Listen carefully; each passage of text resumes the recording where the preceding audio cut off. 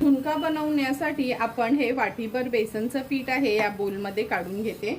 हळद घालूया ह्याच्यामध्ये। नंतर आपला हा घरचा आगरी कोळी मसाला, चवीप्रमाणे मीठ मी आत्ताच ॲड करते ह्याच्यात। व्यवस्थित मिक्स करून घेऊया।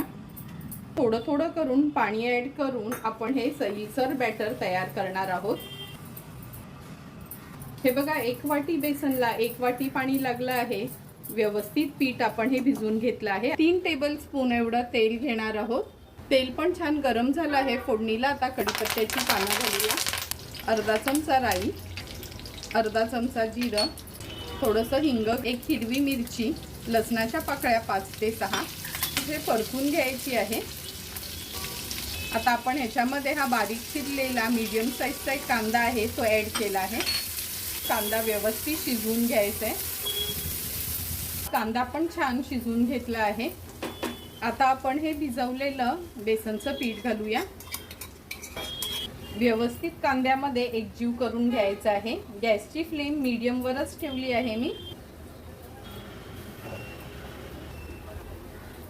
हे बघा, आपण व्यवस्थित त्यांना मिक्स करून घेतलं आहे।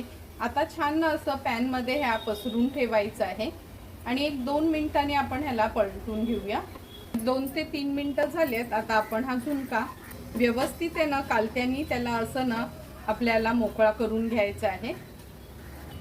आणखीन 3 ते 4 मिनिटं झालेत। हे बघा, हळूहळू आपला हा झुणका छान असा मोकळा होत चालला आहे। मी आणखीन 2 मिनिटासाठी मीडियम फ्लेमवर असाच हा शिजवून घेणार आहे। 2 मिनिटासाठी फक्त वाफ काढून घेऊया म्हणून झाकण ठेवलं आहे मी ह्याच्यावर। गॅसची फ्लेम अगदी लोवरच ठेवली आहे। 2 मिनिटं झाली आहेत, झाकण काढून बघूया।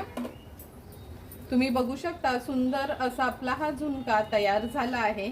आता ह्याच्यावर थोडीशी कोथिंबीर ॲड करते आणि गॅसची फ्लेम स्विच ऑफ करते।